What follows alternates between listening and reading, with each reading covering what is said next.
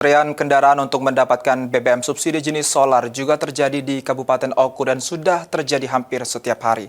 Bahkan pasokan BBM jenis solar sering habis sehingga menyulitkan warga.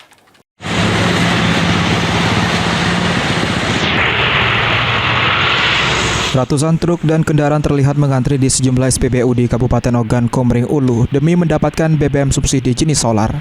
Kondisi ini sudah terjadi beberapa bulan terakhir, warga rela mengantri berjam-jam demi mendapatkan BBM jenis solar.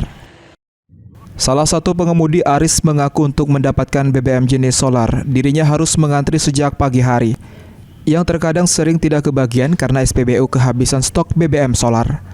Meskipun setiap hari BBM jenis solar tersedia, namun dalam beberapa jam sudah habis, sehingga kondisi ini membuat aktivitas warga sedikit terhambat, terutama para supir angkutan barang maupun penumpang.